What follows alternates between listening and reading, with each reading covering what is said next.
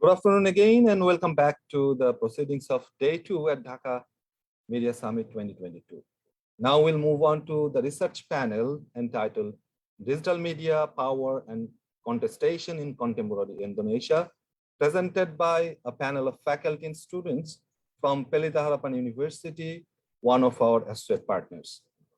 We have Dr. Johanes Herlijanto from Pelita Harapan University, Indonesia, as the chair of this session. Nurul, Ifadhah, Melda, Wita, Sitompul, Shenna, Rahka, Susanto, all from Pelita Harapan University, Indonesia, will present their research findings in this panel. Before I hand over this session to Dr. Johanes, I would like to take this opportunity to introduce him to the audience. Dr. Johanes Herlijanto is a senior lecturer at the Master Program in Communication at the Pelita Harapan University, Jakarta. He received a master degree in sociology from the University of Indonesia, Jakarta in 2002, and a PhD in anthropology from Macquarie University, Sydney, Australia, and Vrije University, Amsterdam, under a joint PhD scheme. Dr. Johanes has research interest in the Sino-Indonesian relations and the ethnic Chinese in Indonesia. Dr. Johanes, welcome to the session and very good afternoon from Dhaka. I think it's already towards the evening in Jakarta. So I would like to request you to conduct the session from here. The screen and mic is yours now. Thank you very much, Dr. Babak. Good afternoon, Dr. Babak, and also everyone. My name is Johanes Herlijanto, and you can call me Johanes. First of all, I would like to thank Dr. Babak and also Professor Jude Janilo and the university for having invited us from the Pelita Harapan University Jakarta to join the Dhaka Media Summit today. And thank you very much. And it is a pleasure for us to be in the summit at the moment. Now we are going to have a panel again about the Indonesian new media landscape again. But in this panel, we are going to discuss about how the digital era in Indonesia has affected various groups of people in this country. How do some groups of these people make use of the social media for their own agenda? And how do they respond and perceive the ubiquity of social media in contemporary Indonesian society? For that reason, we have already 4 presenters here. We have Melda Wita Sitompul, who is also a student at our university. We have also Mr. Rahka Susanto, Ms. Nurul, and also Ms. Shenna. We are going to start with a paper presented by Ms. Melda Sitompul about the social movements against the violence, against the sexual violence in Indonesia. And then after that, we will be followed by a presentation by Mr. Rahka Susanto about the marginalized groups in TikTok, and also Ms. Shenna, who is going to present about the freedom of movement for the freedom of speech in Indonesia. And finally, we have Ms. Nurul Ifadhah, who is going to present about the mother's perception, mother view of the distance learning, which is conducted in Indonesia during the COVID-19 pandemic. Without further ado, may I give the time to Ms. Melda Wita Sitompul for the presentation. Please, Ms. Melda. By the way, you have 15 minutes to present. Okay, thank you, Pak Jo, for introducing us, and this is honor for us to sharing in this session, to sharing our research in this session. My title research is a new media and movement against sexual violence in Indonesia. Next. So as we know, the growth case of COVID-19 had been observed to keep increasing around 2020 and early 2021. This is absolutely has impacted all aspects of life, especially restriction of mobilization activities and working activity. But this outbreak did not help society from being silent toward the enforcement of human rights. This case had been widely discussing in pandemic era. It began actually when the government decision to postpone the elimination of sexual violence bill ratification. The legislation council mentioned with the withdrawal of elimination of sexual violence bill, since there were a number of criminal law in RUU PKS which related to the criminal law in draft of criminal code. Hence, they have approved RKUHP first before ratifying the RUU PKS. This is the totally brought out polemic in society. The National Commission on Violence Against Women, Komnas Perempuan, and Minister of Women Empowerment and Child Protection, KPPA, along with Indonesia Society Child Protection, prompted the passage of RUU PKS. This demand of passage considering many things, including two important things. First is the issue sexual violence itself are frequently happen in public. And the second, there hasn't been regulation yet regarding law enforcement to protect the victim of sexual violence. Next. Many kinds of support performed in social media. Sorry, next. Okay, many kinds of support performed in social media. People broaden their support on opinion regarding the issue, which is expected to influence mass in big number without barrier the term of place. This is same with characteristic of user-generated content. Sorry, can you come back to the slide number 3? In new media, where content in internet are written by general people, this support also came from public relation practitioner.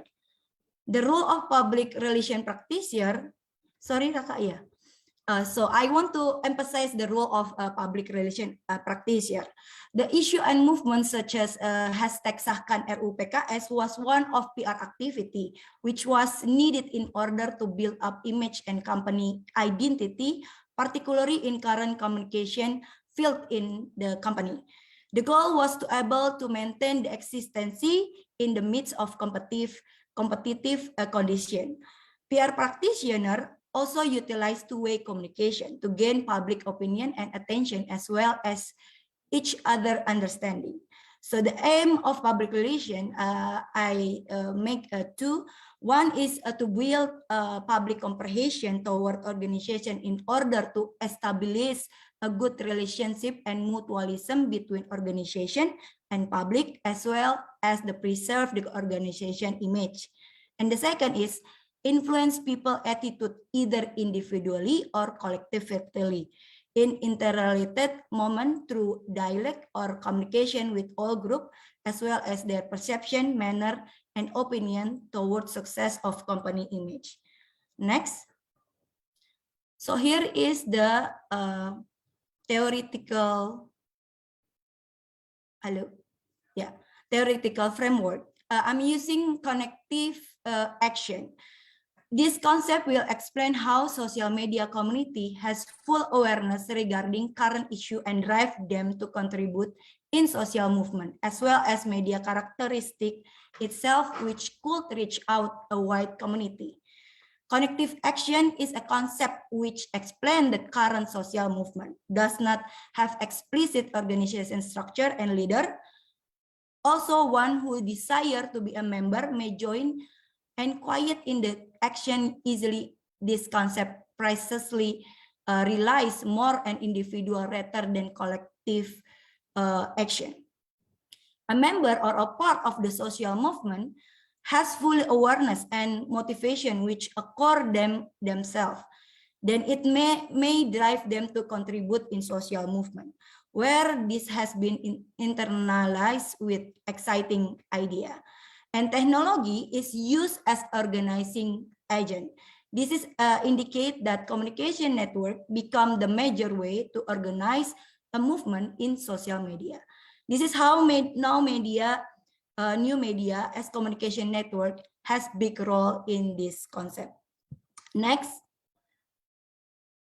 So this research method research I do with first is desktop research to browse down online activity doing social media campaign in order to force the passage of RUU PKS. And then the second is interview the involvement parties in the online campaign through some kind of activities such as online meeting and other social media activity. The result of interview used to clarify connective action occurred during pandemic COVID-19 in a form of how online campaign happen, who is involved actor are, as well as the effectiveness of this action to influence the PR decision. Next. By doing this desktop research, I discovered there were two brands involved to support this issue. There was Grab Indonesia and the Body Shop Indonesia. But why this brand, especially their PR practitioner, were intrigued to fight for RUU PKS? Start from the Grab Indonesia. Grab admitted to have a zero tolerance against violence. Grab claimed to provide safety center feature in its application and other several security feature like a face recognition, phone number camouflage, and emergency button. And the support also came from the Body Shop Indonesia, who claimed itself as a feminist brand, and they decided to urge RUU PKS certification and apply technical, educative, and persuasive way to help rehabilitation for the victim of sexual. Let's take a look what did they do regarding to the issue. Next. First, for Grab Indonesia, Grab gave its support in educative way. As a transportation company, Grab have been aware about sexual violence since 2019.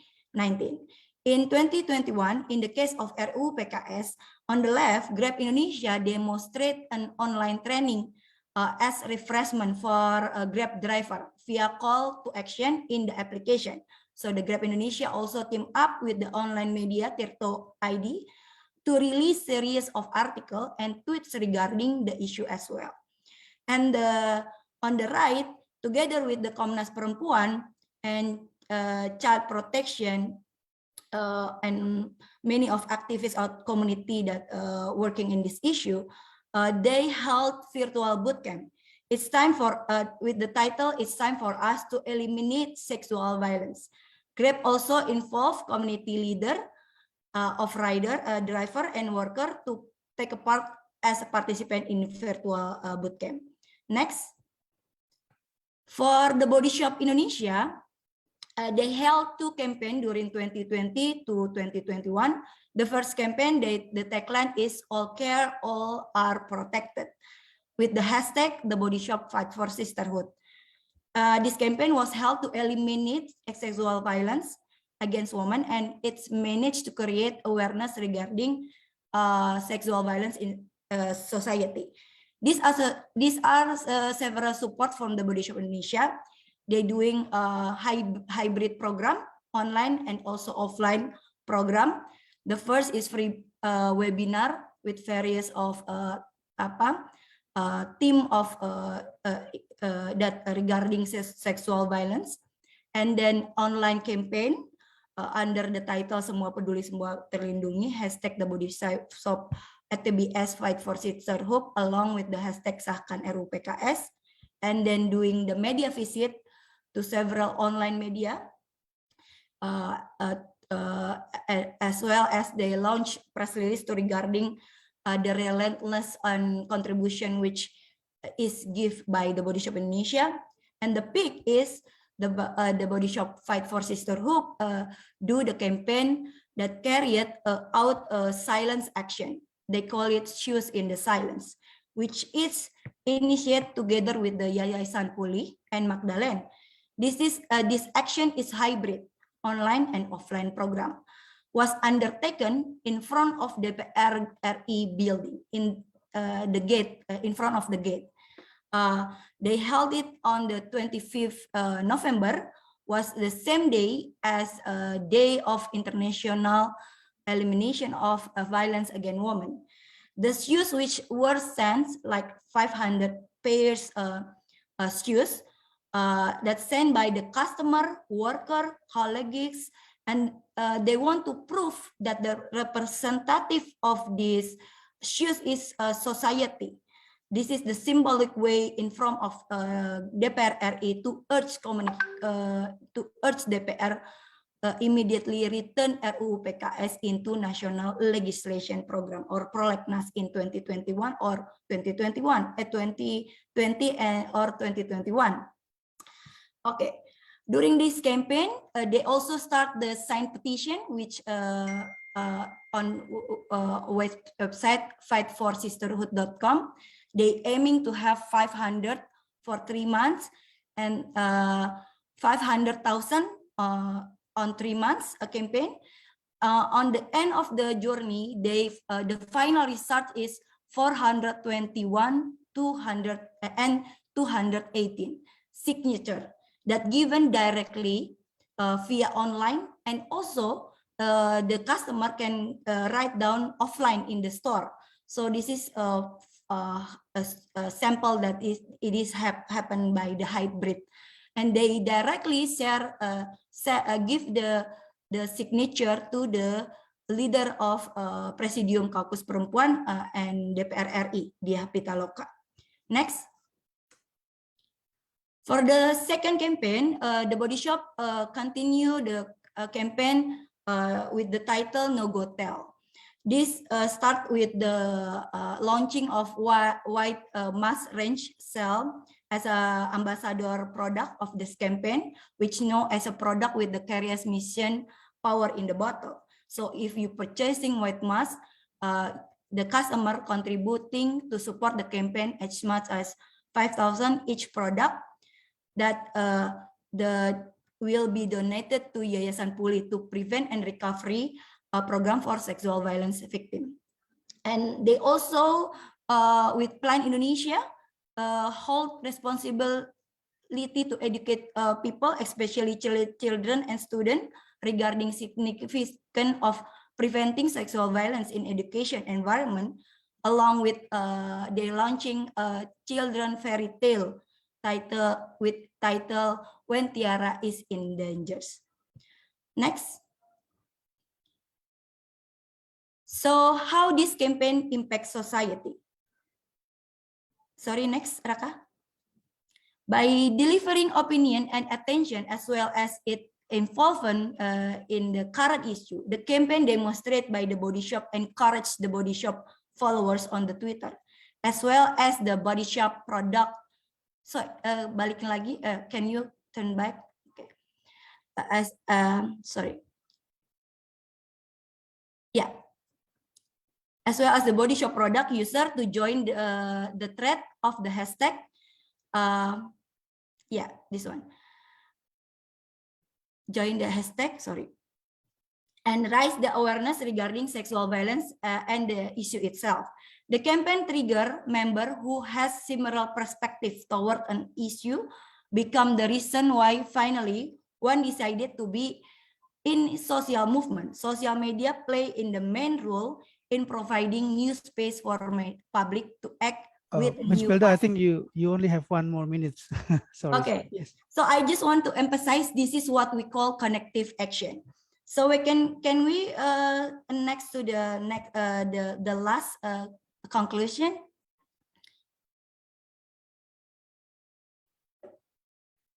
The last page, Rahka. I just want to emphasize that the research I got first is this research explained the impact of new social movement using new media. The campaign trigger member who has similar perspective toward an issue become the reason why the finally one decided to be in social movement. Social media play the main role in providing new space for public to act with the new pattern that we call connective action theory. And the second is the new social movement in their process using new media, which the movement came from various different communities, from the business, from the activists, and etc. And the third is while using new social media, both community using hybrid program, the combination between online and offline. And for this, for those points, we knew that connective action theory has a big role in this case. This concept helped an issue to be easily reached and supported by many people and community without any boundaries and restriction. And the last is the issue become easy to spread with a role of social media itself, which helps this issue become urgency for everyone. The support also finally come from many parties to make a change.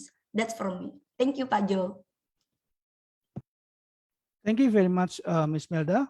So yeah, it's an interesting presentation, which actually highlights how PR practitioners, business corporates, as well as social movement organizations, I think, and activists, right? They have collaborated, and through online activities and offline activities, they pressure the parliaments to make the discussion on the bill against the sexual violence, and it is interesting to see how they can be successful through this kind of methods. Okay, let's see the next presenter, which is going to talk about the how marginalized or gender use the social media platform to express their identity.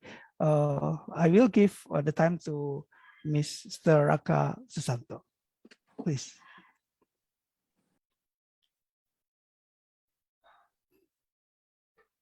Okay. Does anyone can see my presentation well? Okay. Okay. So, ladies and gentlemen, I would like to share to you my mini research about TikTok and the expression of identity among marginalized groups in Indonesia. In this case, I use a queer group as a marginalized group in Indonesia. Why queer is very representative in order to explain the marginalized group who live in Indonesia. For the first thing, I would like to share to you how, when you are living as a minority sexual and gender identity in Indonesia, there is 3 cases that maybe you can read on the screen. These 3 cases indicated that there is no place for queer to represent their identity, such as like in the TV or the radio, is very prohibited in order to show the queer symbol, such as like the male who dress like a female, or maybe when you speak something that male who speak in the female way or something else. And another thing is about the issues when you are military or police member and you are indicated as a LGBTQ, you are got fired. It happened in 2020. And then another thing is I use Arifia and Gina research about being queer in Jakarta. This research happened in 2016. And there's a big data that say 60% queer in Jakarta experience violence by the harassment speech or maybe the physical violence that happens several times when they are saying that they are a part of queer or maybe part of LGBTQ.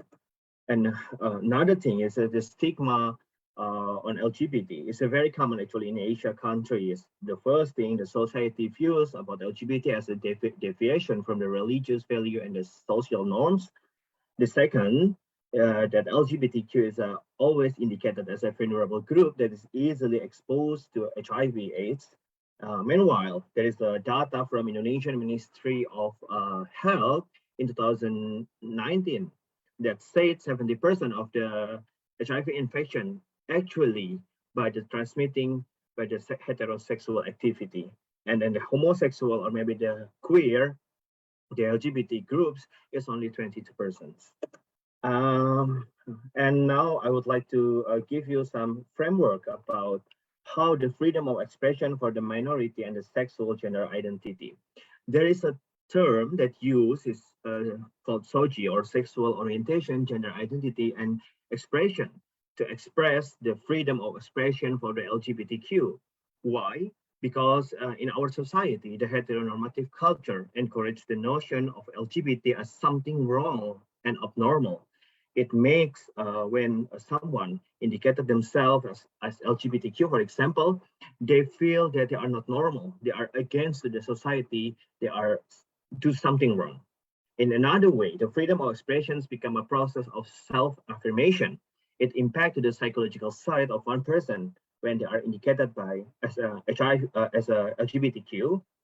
And the third one, because of freedom of expression, is a basic right that of human being that must be respected, and we know it very well in the Indonesian Constitution or even the UN, in the United Nations or something else. We know it that the freedom of expression is the basic right of every human beings.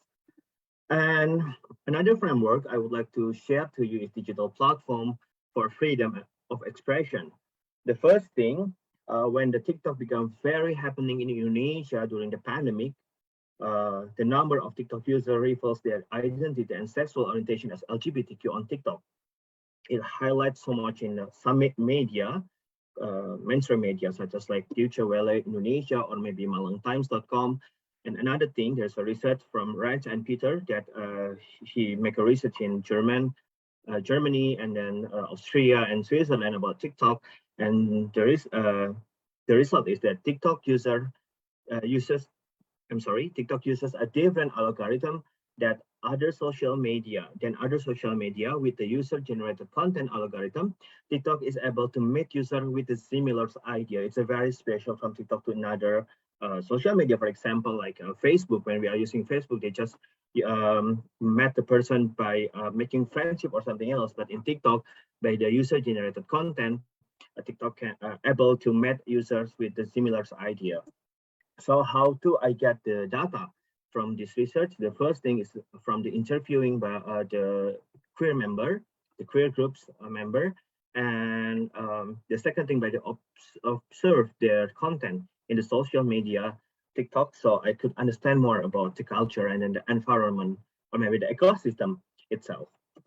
And then there are two term results from this research. The first thing that user-generated content algorithm give them safe space in TikTok. For the first thing, the user-generated content algorithm makes queer content only seen by those who support or interest about LGBTQ.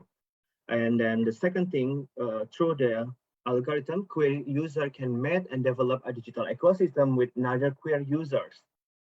And then the third thing, because of the algorithm itself, the queer user experience that queer content that they shared get a lot of positive responses. It gives rise to confidence and self-affirmation about their gender identity and sexual orientation. The fourth one, the TikTok ecosystem for queers has become a space for expression that has not been found in the society. I mean, it's like they could feel the excitement when they use TikTok itself.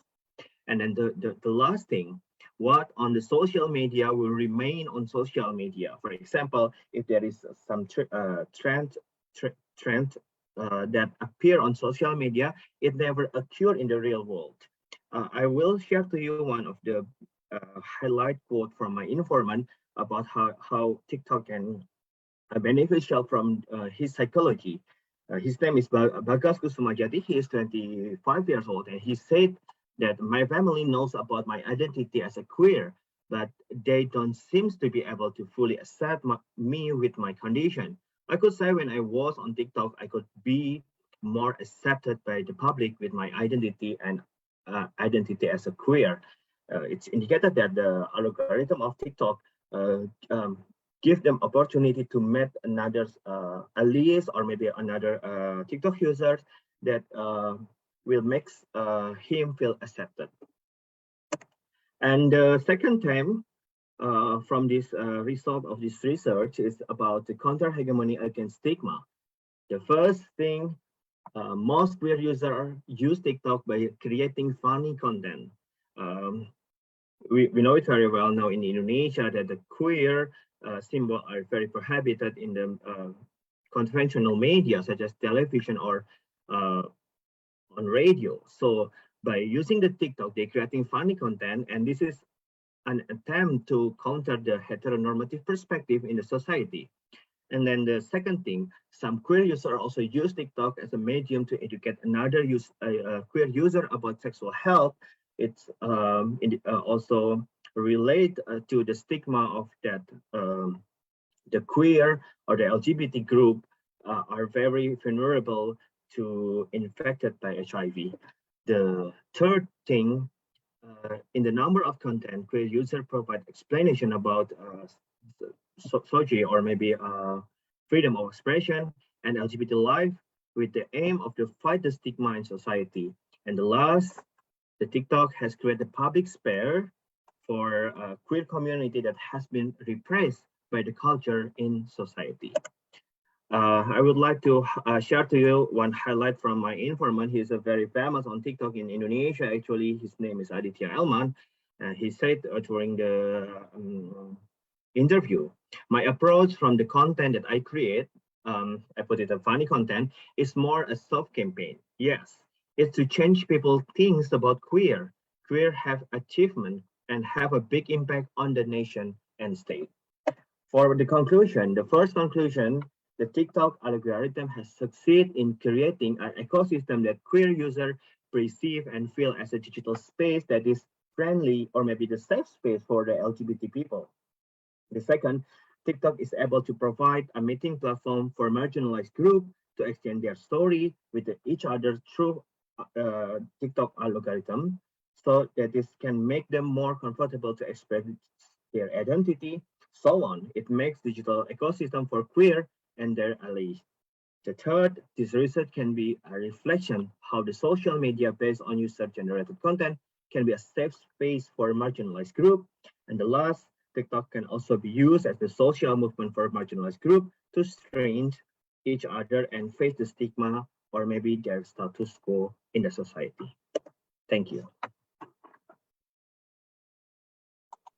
Thank you very much, Mr. Rahka, for keeping the time as well, and for your very good presentation.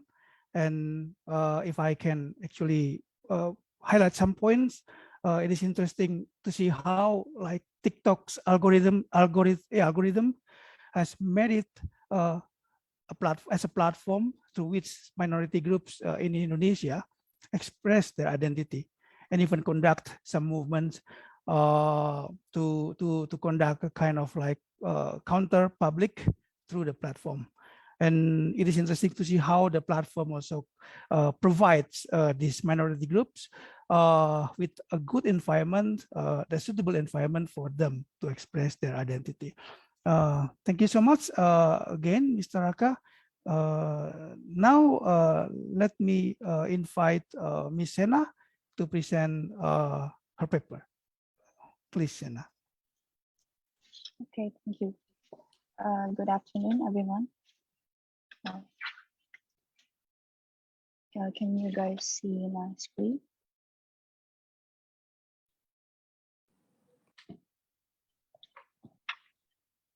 Okay, thank you, Melda. So good afternoon, everyone. Assalamualaikum warahmatullahi wabarakatuh. Auspicious greeting to all of us. Om Swastiastu, Namo Buddhaya, and greeting of kindness. It is an honor for me, Shenna, to be a presenter at the Dhaka Media and Summit 2022, event organized by the Media Studies and Journalism Department of ULAB and the International Association of Media and Communication Research, IIMCR, Bangladesh, under the name of OPL Master Program in Communication Science. So today I'm going to present my latest research about social media, street arts, and freedom of expression in Indonesia.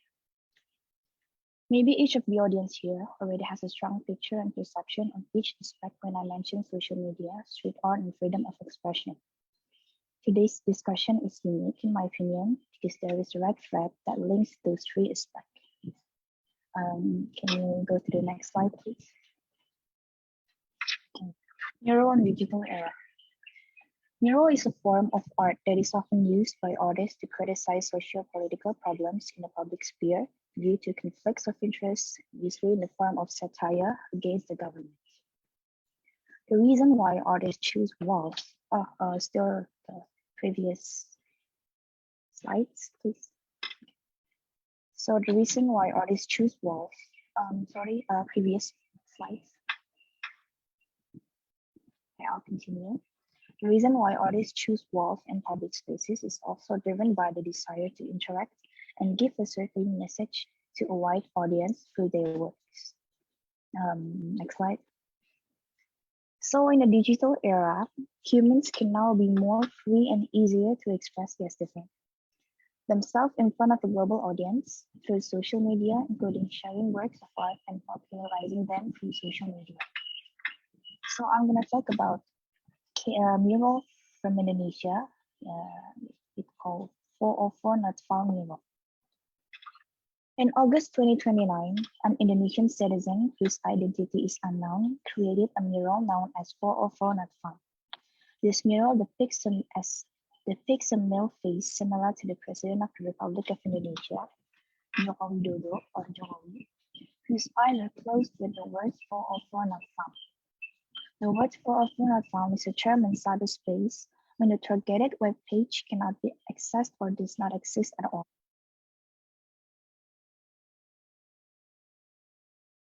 Seen the mural.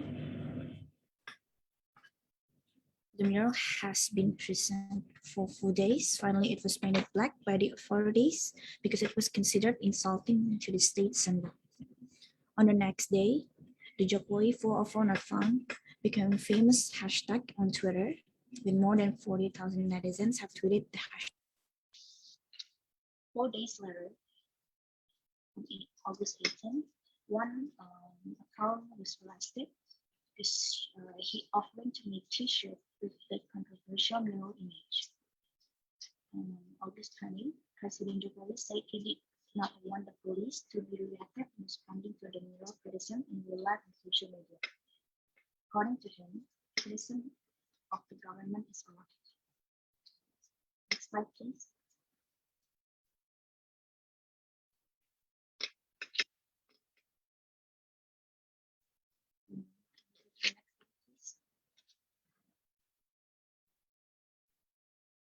So on the other hand, the Indonesian Constitution, namely the 1945 Constitution, does not state the president as a symbol of the state. The 1945 Constitution, Article 25 to 36A, it is stated that the national symbol is Garuda, and on the Garuda has written the motto, Bhinneka Tunggal Ika, which means unity and diversity. So the president is not a symbol of the state of Indonesia. Next slide. Even though the mural has been painted black, the image of this mural and the continuation of the case is becoming more and more widespread on social media. The Indonesian people, both artists and non-artists, feel that this incident is very unfair to the Indonesian people, especially since this is happening in a democratic country that has guaranteed freedom of expression in the public sphere.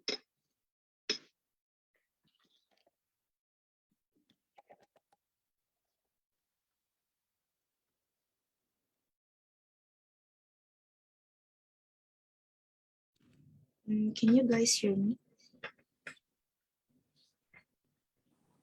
Can hear you well, but sometimes the voice is being too low.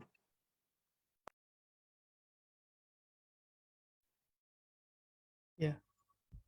Is there a technical problem? Pak Jo, can you hear me? Yeah, I can hear you quite clearly. Yeah.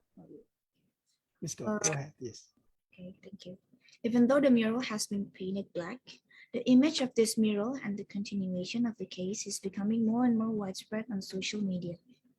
The Indonesian people, both artists and non-artists, feel that this incident is very unfair to the Indonesian people, especially since this is happening in a democratic country that has guaranteed freedom of expression in the public sphere. At this stage, it is known that the painting murals black and making mural artists a fugitive reflects the government behavior, which seems to want to give a sense of deterrence to people who want to criticize the government. Although the investigation was finally stopped, a social movement emerged from the Wijaya Memanggil social media account. This account is holding a mural competition throughout Indonesia through Instagram, which aims to challenge the government. Next slide, please. Okay, so the Indonesian people who participate also feel that when their right to voice through mural is limited, then social media becomes a new platform that can be used to express their disappointment with the government and expand the rebel movement against the government through the digital movement. There was a permanent platform shift, which made murals not only aimed at walls in the public spaces in the real world, but also public spaces in cyberspace.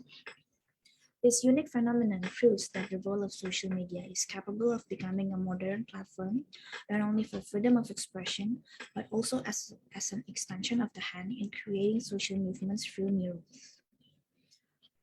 Can we go to the next slide, please? People who are critical and actively voice their opinions in Indonesia sadly are threatened with imprisonment. So, this on the next slide. Okay, this one. The Civil Society Coalition noted that the majority of victims of the Electronic Information and Transaction Law, or as we call UU ITE, came from activists, journalists, and other critical communities. The articles that ensnared them were about immoral content, defamation, and spreading hatred. For the example, Fadli Rahim on 2004. Fadli is a civil servant in Goa Regency, South Sulawesi, was accused of defaming the region of Goa, Iksan Yassin Limpo. He provides criticism through the line chat application. The Sumbu Minasa District Court finally sentenced Fadli to 8 months in prison. On the next case is Muhammad Arsyad. He is a former student activist at Hasanuddin University in Makassar. Should also be prosecuted for being accused of insulting Golkar politician Nurdin Halid through his status on his BlackBerry Messenger in 2013. The police has conducted an investigation, but the Makassar District Court released him. Let alone politics, the issue of health complaints on social media is threatened with imprisonment too. On the next slide, there is a case, Wita. Next slide, please. So Wita is a housewife who went to the Omni International Hospital, Tangerang on August 15, 2008. She was charged with the ITE law because of a complaint about the service at Omni International Hospital that misdiagnosed her illness. The Supreme Court's cassation decision sentenced Pelita to 6 months in prison. However, after going through a judicial review, Wita was found not guilty. Next slide, please. So apart from the ITE law, there are also threats that come from the authorities, namely the police through social media.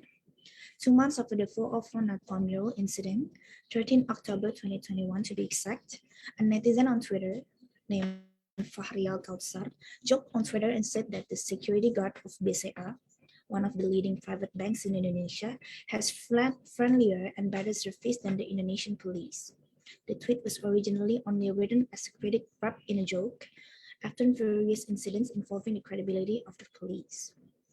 But the problem started when an Instagram account with a profile picture of a man wearing a police uniform sent a DM to Fahrial. The man threw insults and threats because of Fahrial tweets on Twitter. It didn't stop there. Fahrial shared screenshots of dozens of DMs cursing him. This is one of the examples on the slide. Dozens of DMs were sent by police officers who did not accept their tweets. They continued to terrorize Fahrial until he called his private number. As a result of continuing to receive threats and words of murder, Fahrial decided to close his Instagram account. He then uploaded evidence of threats made by several police officers in his inbox to Twitter. In total, there are more than 150 accounts who threatened him. Next slide.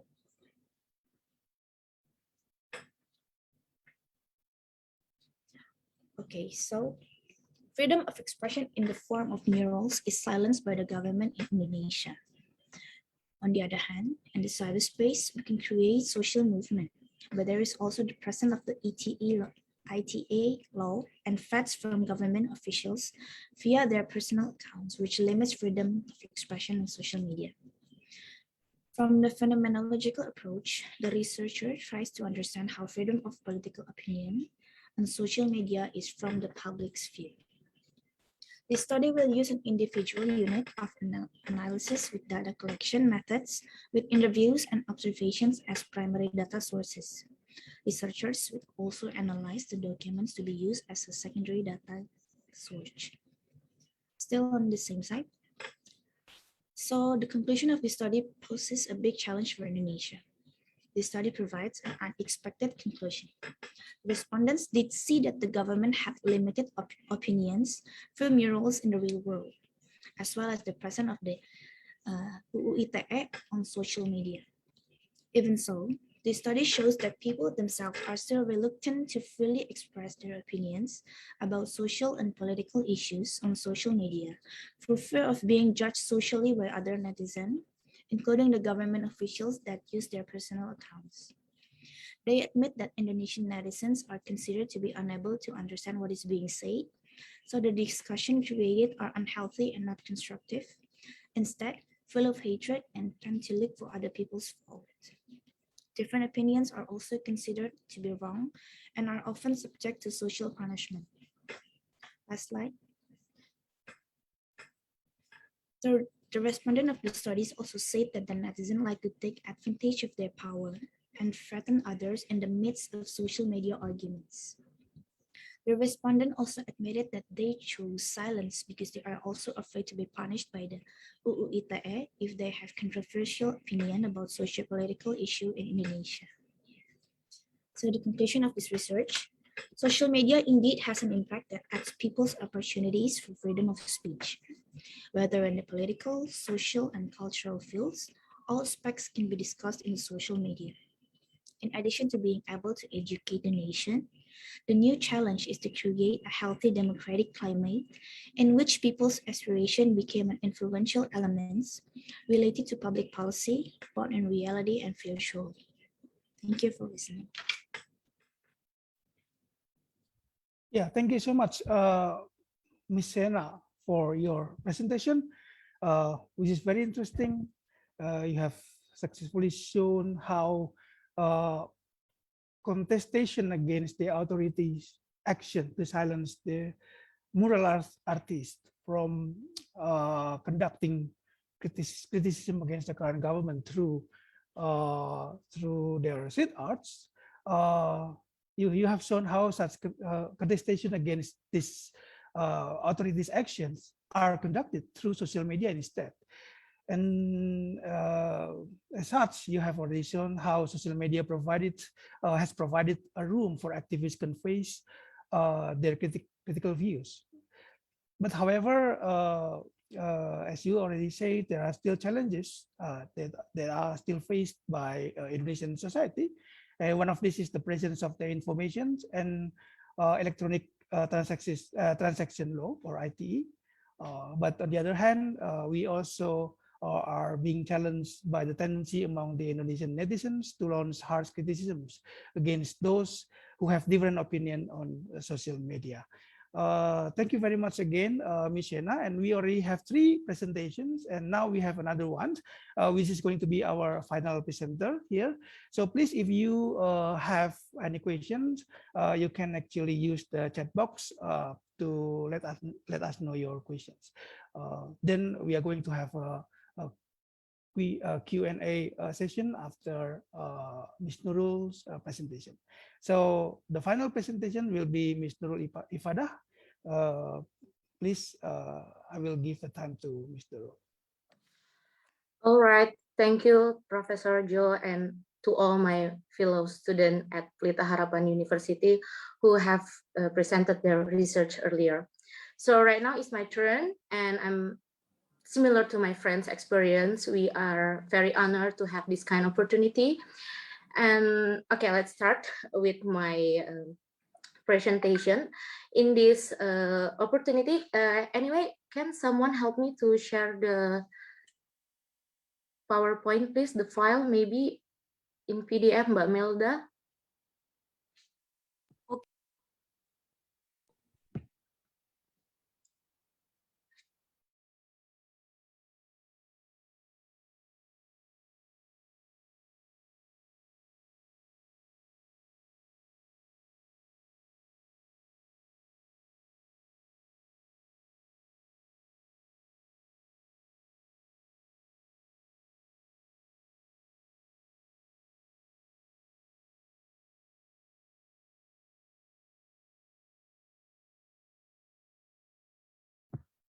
It's already show. It's all right. It's perfect right now. Thank you, Mbak Melda. So today I'm going to tell you about my research that tells you about the Indonesian mother views about the online learning activity during pandemic, and how does exactly the patriarchy value instill in this process. Next slide, please.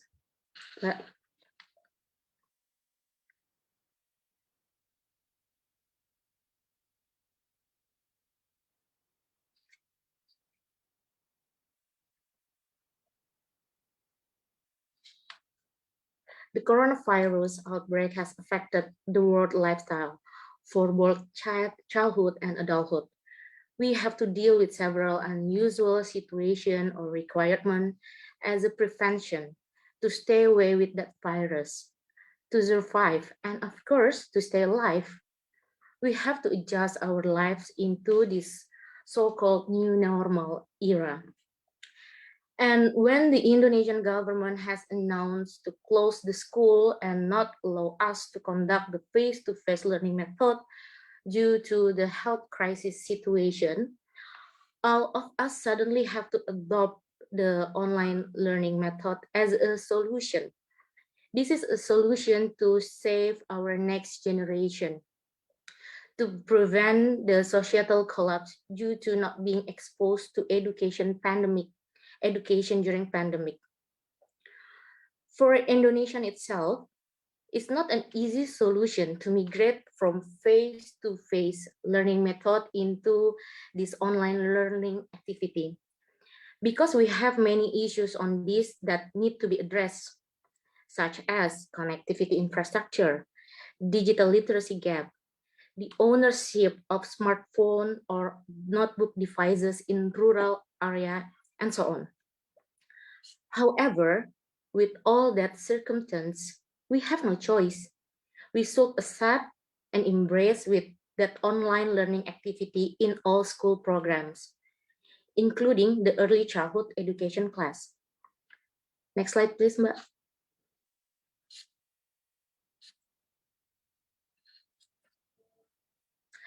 However, there are so many research that reveal the downside of digital exposure to kids on the early age.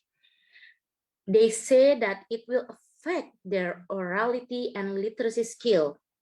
And also, frankly speaking, that the online learning activity just creates another confusion for both teacher and parent on how do they give the best stimulation for the kids to strengthen their cognitive development, psychomotor, sensory, as well as the social emotional skill in digital ecosystem.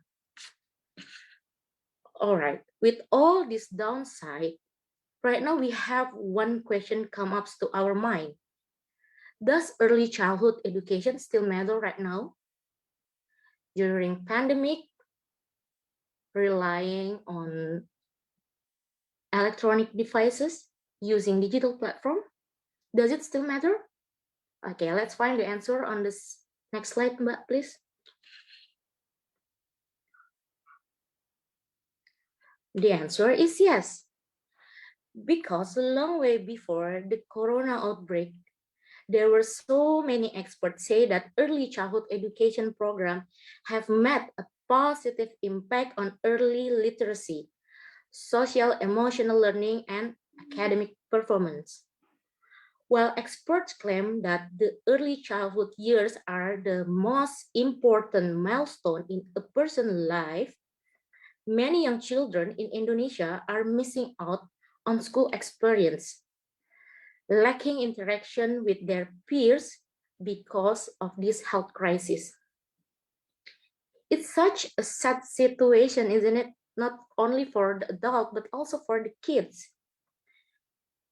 And of course, to fulfill our kids' right as a human being, to protect our future, all of us should know and agree that this early childhood education should be continued and migrate to online learning activity, because we are trying our best to enhance our kids' development. But hang on, wait a minute, yeah. When we are talking about migrating school at home through digital platform, on laptop, on your mobile phone or your iPad, does it sound like mother earning another job to be done on daily basis? Especially in Indonesia, that has been stated as one of the fatherless country in the world. It's not my opinion, it's already proven by the scientific research. Next slide, please, Mbak. Means that our mother are socially charged with the domestic responsibility and now to be fully present to care for their children during online learning activity. So I'm looking this current social phenomena about the COVID-19 pandemic. How will the children conquer their future with this kind of situation? How about early childhood education throughout digital platform? And what is mother's view on their new role as a teacher at home during this pandemic?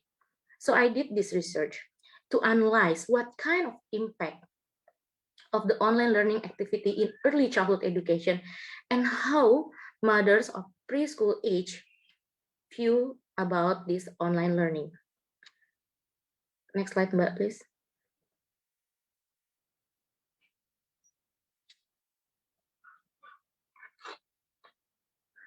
Okay, of course, to do this academic research, we need some theoretical insight to be our guidance.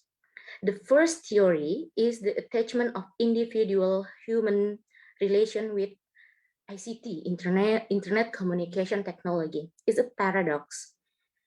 In this case, ICT can be used as a tool to deliver the school subject to kids' doorstep.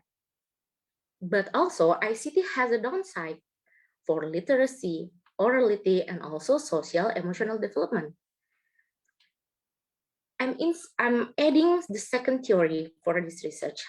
It called internet environment early childhood that emphasize if you want to build the healthy internet environment for your kids, you should accompany them, beside them, protect them, guide them, so they won't get lost in the internet world. And my last theory is a dystopian vision of the internet. This theory emphasizes the potential of the medium to affect communication in such a way that it may negatively alter the practice and space of communication. It can also be considered as a cultural lag. Next slide, please, Mbak.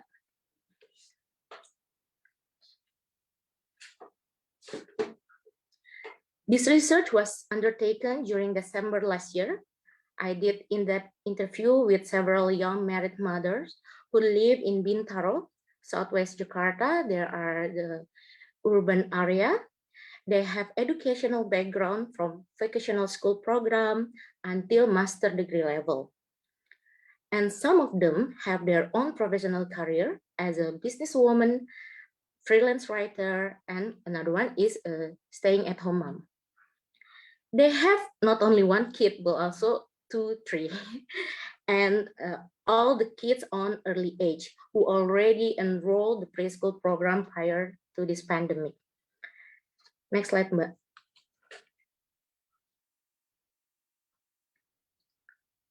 So from my observation and in-depth interview, I gathered some mothers' views about assisting their kid do the online learning. Their views are surprising, yet it's still predictable. For them, assisting kids do their online school is truly depressing because mom always in a rush to finish their course in the morning, doing laundry, dishwashing, cooking for breakfast. And after that, they have to take care of their babies, also do their professional roles, while they have to assist the kids in doing the online learning school. The mother's kids are not the professional teacher. Assisting kids to increase their Calistung literacy is quite difficult. Anyway, Calistung is an abbreviation in Indonesian language that means baca, tulis hitung, or in English, reading, writing, and counting. Calistung literacy is a basic skill in recognizing letter and number. That's another problem after the lack of skill as a professional teacher. Another problem is handling kids' emotional during online learning is quite challenging. The kids get tantrum, they're crying a lot, they're shouting out, they won't sit nicely because they're also getting bored in doing this online learning things. Next slide, please. Okay, the next slide show us the expression or the voice of mothers about online learning. For example, I'm a tailor who have my own sewing studio at home. My very worst experience in assisting my kid is when my client come in the midst of I help my kid with his art and craft activity. Which one is the most important thing? Supporting my family financial or supporting my kids' brain development? It shows the mother's dilemma. And the other one, early childhood education means that you will help your kid a lot on their activity. Do art and craft every day, cut and glue on those colorful paper. It needs skill and extra patience. I got my master's degree on air transportation management. I'm not an early childhood teacher nor child psychologist. Ms. Nurul, I think you only have another 2 minutes, please. Okay. So another example is I'm a writer, but I had barely enough skill in teaching my kid to write. It's also depressing journey to introduce letter and numbers to my kid. So all of them having similar voice that they have no choice because their husband are busy with their professional and business life, while the wife are busy in juggling before domestic family, work, etc., and online learning activity. Next slide, please, Mbak.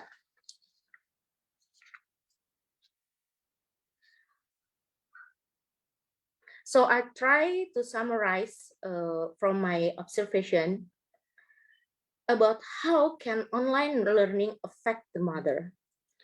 Through this framework or pattern, we can see that to feel the kids right in getting proper education during this pandemic, we rely on digital platform, which is exactly not healthy for the kids.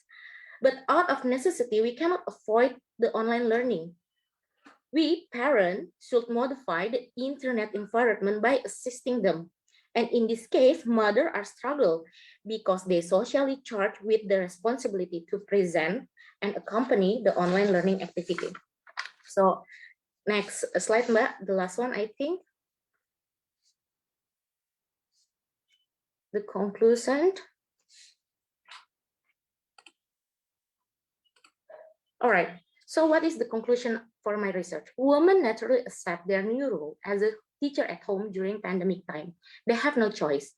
And the patriarchy ideology is reproduced and operate in this in this internet era. The presence of such an ideology pressure mother to bear with the brunt of distance learning method, which should be implemented during the COVID pandemic. All right, I think that's all from me, Professor Johanes. Thank you. Thank you very much, Ms. Nurul. Yeah, I think it's interesting. If I may once again highlight your points. First of all, the online learning methods that we should adopt during the pandemic has not only affected the children, but also the mothers, because the mothers have become those who bear the brunt of the system. And however, instead of complaining, they feel that they play their role according to what they think the society has expected them to play. And Exactly. then, so to speak, the patriarchal, as you said, the patriarchal ideology existing in the society before the emergence of the digital era is reproduced. It has not gone away, but is reproduced in this digital era. So thank you very much for all of the presenters. We still have about 15 to 20 minutes, actually 15 minutes. So please, if any of the participants have any questions, you can actually write the question in the chat box.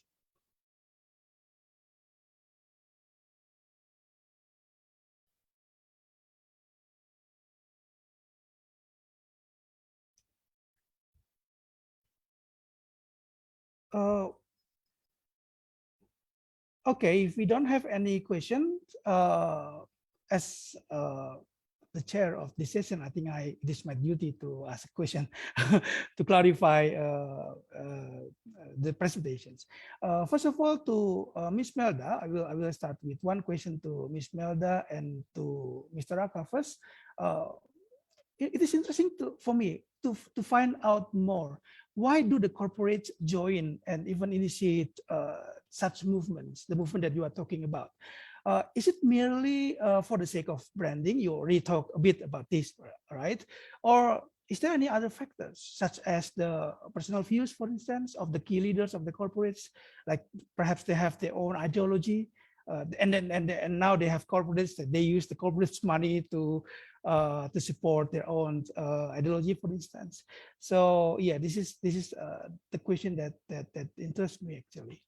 And about the marginalized groups presented by Mr. Rahka Susanto, I think it is interesting to see more about how do you compare, how do they relate? I mean these participants. I mean your how do you call it, your research participants? How do your research participants relate their online activity with their offline activity? Do they actually act consistently, or they will act differently in the online world rather than in the offline world? Thank you. Let's start with these two questions, and if any of you have any other questions, please just write down in the chat box, please. Thank you.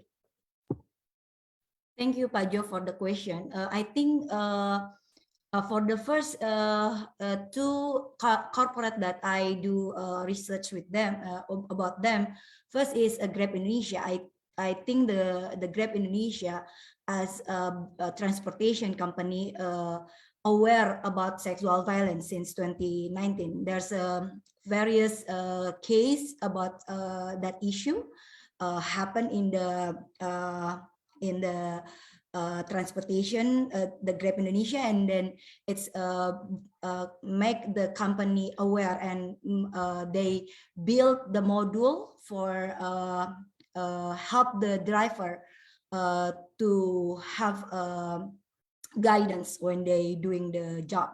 And for the Body Shop Indonesia, what I know that the Body Shop Indonesia is claim themselves since the Anita Roddick, the founder of the Body Shop International, built the company from the values of social movement, and one of them is about the woman. And then they also realize, when I talk with Ratu Omaya in this research, I found out that they realized also the consumer from the Body Shop right now is not come from the product preference, but they also aware that what is brand fighting for. So they support the value that brand doing. I think right now all the brand also copying the idea, because like we see L'Oreal doing the same method, that the consumer being part of this movement together with the brand. That's from my side. Thank you, Pak. Hopefully it's answering the question. Yes, thank you so much, Melda. Rahka, please, if you have any comments. It's a very interesting question, because I also wondered why they are very feel free in order to express their identity on online media, but in fact in offline media, in offline life, we know that living as a LGBT in Indonesia is quite hard to facing this discrimination and the stigma. And there is so many comments from my environment. Actually, the first thing, because of the TikTok algorithm that users use the user granted content, it always connecting them to the same LGBTQ users, or maybe someone who support LGBTQ. And then I've been asking to them, have you ever noticed that maybe your family or maybe your relative will be consume the content that you create on TikTok? And they said, until now, there is no evidence that their family or maybe their relative consume that kind of idea, because of the TikTok algorithm connect user by their same idea, same interest idea. The second thing I also mentioned about the treatment that maybe happens.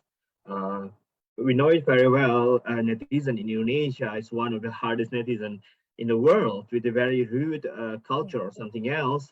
And then both of them said similar things, that the treatment on online never happens on offline. For example, I've been interview Gunawan Wibisono. He's the most popular TikTok content creator. And then he said that he facing several treatment on online, but in fact in online in online I mean, but in fact in offline life, in offline world, he always met someone who always praised his content, and he said, "Oh, you are Gunawan Wibisono. I really love your content so much," and never facing someone that said that I really hate your content or something else. It's so very different than the negative comment that happens in online realms. And another thing that is very interesting, for some queer users that may be afraid to come out by consuming a lot of content from TikTok, actually, because we know very well that the algorithm of TikTok always shown the interest content from for the users. So for the some queer user that maybe have a problem with their self-affirmation, and maybe they feels that have a fear to come out after they watch several content on TikTok. Maybe we remember there is a hypodermic needle theory that some that say that for someone who watch content from the media frequently, it will be affected to them. And for some Korean users, they said that they like got some encouragement in order to think that, oh, actually there's so many queer in Indonesia that already came out, and it encouraged them. Even maybe it's not yet for them to come out, but it makes like a new perception about being came out in the society. Thank you. Thank you, Mr. Rahka. So you are saying that actually they live kind of in two different worlds. Is that right? Or Yeah, some of them say that what's on social media, it remain on social media. It never okay. Reflected in the offline things. Okay, thank you so much. Is there any question for Miss Shenna and Miss Nurul? If there is any question, please feel free to write it in the chat box, or if you wanna, if you prefer to just say it directly, please feel free to do that.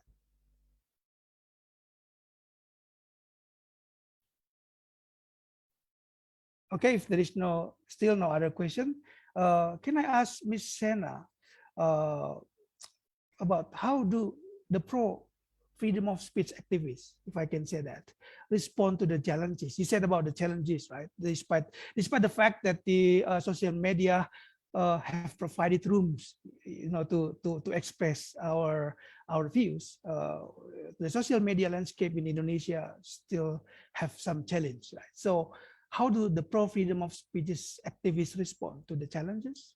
Do they create a certain kind of strategy, to face this kind of challenge?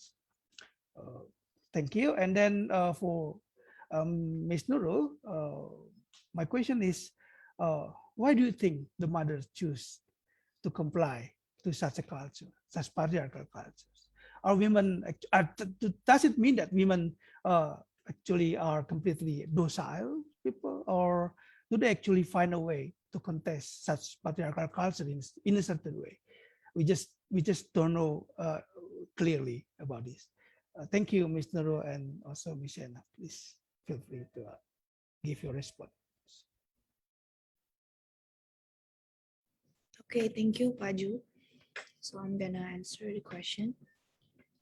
So the question is, how do the freedom of speech activists face the challenges?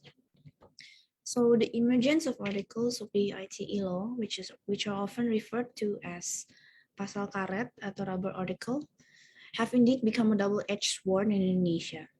This creates a deterrent effect and fear for people to have an opinion in this democratic country. On the other hand, UU ITE can also protect the public if they experience a case in cyberspace. Before discussing further the preparation of regulations that are not achieved by ordinary people, the most that can be done is to increase digital literacy. High digital literacy is able to create conversation on the internet, including social media, in a healthy and ideal way so that they can contribute to advancing the nation and state. Thank you.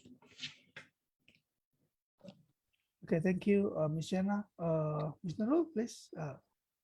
All right, Professor Jo, thank you for the question. Well, I can summarize that they exactly don't comply the patriarchy ideology.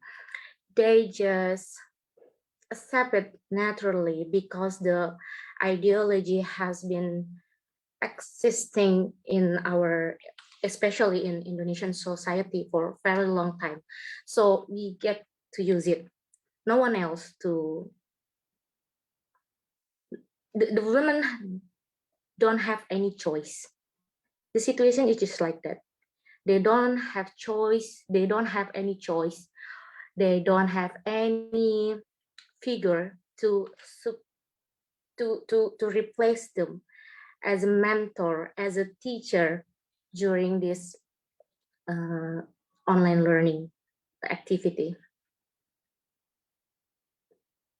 Prof. Jo, I think that's the answer. Okay, thank you so much, Ms. Ifadhah.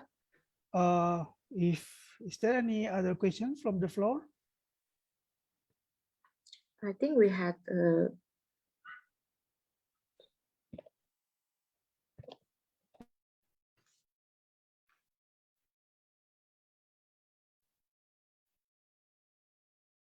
Okay, if we don't have any questions, so yeah, I would like to thank everyone for attending this panel.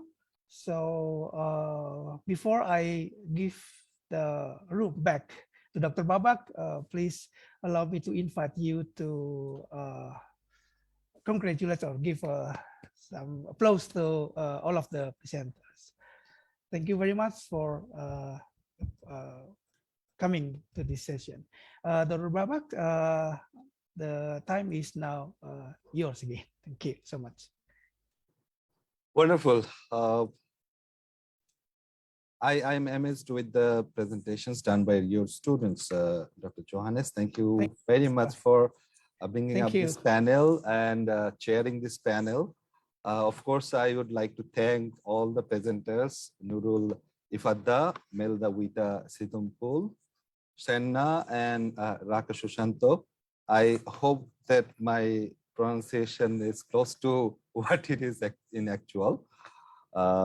Anyway, so I think these are wonderful works, and you will be wonderful researchers in future.